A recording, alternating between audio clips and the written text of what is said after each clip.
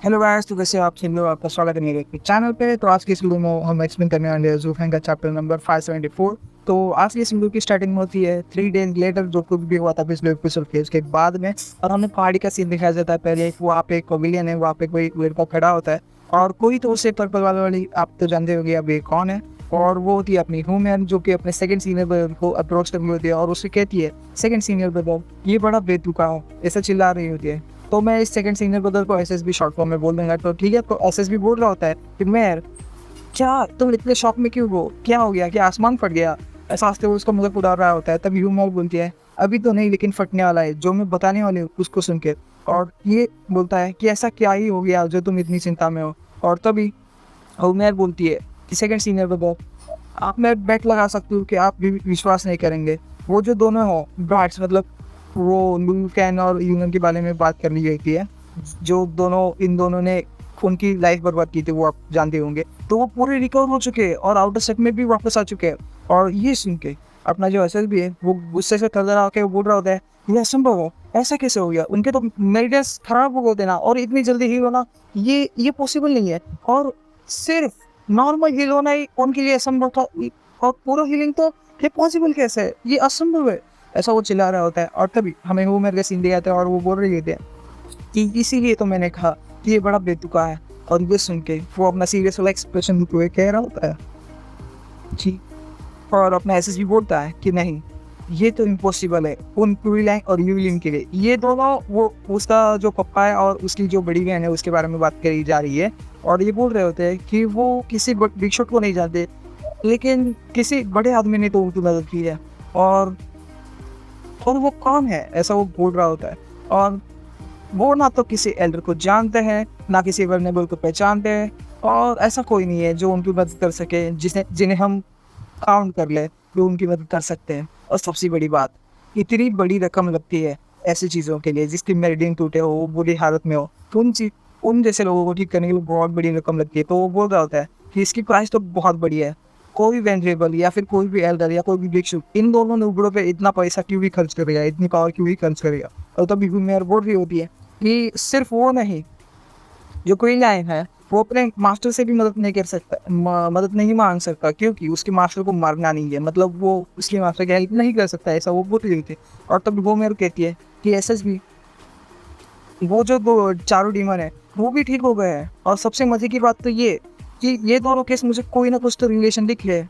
और तभी अपना एसएसबी बोल रहे होता है, तो ऐसा क्यों, तुम्हें ऐसा क्यों लग रहा है। और तभी मेयर बोलती है, क्योंकि वो सभी लोग जो भी ये घटना घड़ी है रिकवरी की, वो सभी एक ही दिन की घड़ी है। और ये सबका ताल्लुक अपने जूफाई से भी है। और किसी बड़े आदमी ने ल्यू कैंग, यू यिंग और जूफा, इन सब, ये सब एक ही डॉर्मेट्री में थे और जूफाई की डॉर्मेट्री थी वो। और ये सब वो बोल रही है कि मतलब जितने भी लोग इस केस से निगड़े थे वो सब डॉर्मेट्री में थे। और ये सब इशारा करता है कि जूफाई की तरफ। और तभी वो बोल रही थी कि और तभी से ही जो दोनों ब्रैट्स हैं, मतलब जो अपने गर्ल और बॉय है, लू कैंग और यूनर, वो भी जूफाई से डरने लगे, ऐसा बोल रही होती है।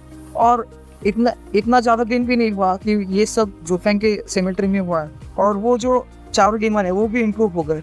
और ये सुन के अपना जो एसएसबी है वो हैरान होता है। और तभी जुमेर बोल रही होती है, मैं भी जूफाई के बैकर ने उन दोनों को बचाया है, ऐसा वो बोल रही होती है। और तभी जो अपना एसएसबी है बोलता है, नहीं ऐसा तो नहीं हो सकता, क्योंकि जूफाई है उसके पास कोई स्टेटस नहीं है सेट के अंदर, और वो किसी से पूछ भी नहीं सकता।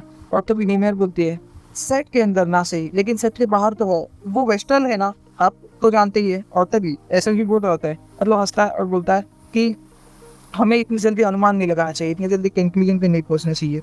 और ना एसएस भी है वो बोलता है, हमें इस चीज़ की तहकीकात करनी चाहिए, इसलिए मैंने मेरे मास्टर को भी कह दिया है कि इस चीज़ की तहकीकात करें और जुल्फन के बैकग्राउंड के बारे में पता करें। और उनको पता चला कि ये तो कोई नहीं है, मतलब जुल्फन कोई नहीं है, वो किसी को भी नहीं जानता, इस सेट के अंदर की बात चल रही है। और तभी घूमर बोलती है कि सेट की गलत तो जानते हैं उसको, और सेट की उसको डिमोट क्यों किया, मतलब उसने लेबर ऑफिस में क्यों डाला। और तभी जो एस एस की बोल रहा होता है कि हम सेट के बन की बात नहीं कर सकते, वो इतने वाइल्ड है, मतलब वो इतने ज़्यादा कुछ भी करने वाले इंसान है कि हम उनके इस बारे में सोच भी नहीं सकते, और कोई भी इनको अंडरस्टैंड नहीं कर सकता। और ज़्यादा और कम जो जो बच्चा उन्होंने, मतलब यहाँ पर जुल्फन की बात हो रही है कि जो बच्चा उन्होंने ढूंढा है वो पोटेंशियल से भरा हुआ होगा, या फिर कोई एक्सपीरियंस में कमी नहीं होती, इसलिए उसको लेबर ऑफिस में डाला गया है ट्रायल्स के लिए, ऐसा वो बोल रहा होता है। मतलब अपने जुफेंग की परीक्षा लेने के लिए उसको लेबर ऑफिस में डाला होगा, ऐसा भी वो बोल रहा है कि और तुम तो जानती ही हो कि अपने सेक्युलर कितने रूटलेस है, मतलब कठोर आदमी है अपने डिसाइपल्स के प्रति। और तभी वो मेरे बोल रहे होते हैं कि आपने अभी अभी कहा ना कि हमें कोई वाइल्ड गेस नहीं करना चाहिए, हमें किसी अनुमान पे नहीं पूछना चाहिए, और आप ही अभी और ये सुन के एसएसबी भी अपना सेकंड सीनियर ब्रदर बोल रहा होता है कि हाँ मैंने कहा, लेकिन ये दोनों इवेंट बहुत ही ज़्यादा रिलेटेड है और यही बात तो पक्की है। वो अपना जुल्फा है वो आज नहीं तो कल ऊपर उठेगा, और जब भी उठेगा हमारे पोजीशन के लिए खतरा बनेगा, तो वो हमारे लिए एक खतरा है, ये बोल रहा होता है। और तभी जो होमेर होती है वो भी क्रीपी से स्माइल देती है, और एसएसबी बोल रही थी सेकंड सीनियर ब्रदर आपका मतलब ऐसा बोल रही थी और डॉट डॉट डॉट है। और तभी वो सीन शिफ्ट होता है और हमें दिखाया जाता है कि वो मेरे बोल रही होती है, पर वो तो वेस्टर्न है ना, सेक्युलर में उसको लाया है, बस उतना ही उसका है, और शायद से सेक्युलर उसको अपना डिसाइपल बनाएंगे भी एक दिन। तो इसका मतलब अगर सेक्युलर ने हमारे बारे में तहकीकात की कि पिछली जो घटना है उनमें जूफेंग था तो उसके साथ क्या हुआ, तो हम दोनों तो ऐसा बोल रही है। तो मतलब कंटिन्यू होने से पहले अपना ऐसा भी बोलता है तुम चिंता ना करो, सेक्युलर इतने भी खाली नहीं बैठे कि वो और कि मतलब जूफेंग की बैकग्राउंड भी इतने तहकीकात करे और उसके साथ क्या करते क्या और देखते बैठे। और तभी जो प्रोसेस भी है वो बोल रहा होता है फट एक बात तो पक्की है, सेक्युलर वर्क बड़े ही क्लियर है, अपने ही होने वाले डिसेबल को उन्होंने लेबर ऑफिस में डाल दिया और वहाँ पे उसकी जान बड़ी खतरे में है, तुम समझ रहे हो, ऐसे ही उसको बोल रहे होते। और वहाँ पे जूफेंग को बचाने वाला कोई नहीं है, तुम समझ रहे हो ना, ऐसा कर रहा होता है वो। और तभी जो अपने रूममेट होती है वो भी क्रीपी स्माइल देते हैं और बोलते हैं आप सब मुझ पर छोड़ दो, वक्त से भी वो 7th ईयर का एक प्रोफाइल हेवन का कल्टिवेटर ही है, मतलब उससे कोई हाथ भी लगाएगा तो कौन ही क्वेश्चन करेगा, ये सब बोल रहे थे। और जीनियस सिस्टम हमें सपने नहीं देखने चाहिए और हमें ज़्यादा लालची नहीं होना चाहिए, नहीं ना नहीं ना, ऐसा कर रहा होता है।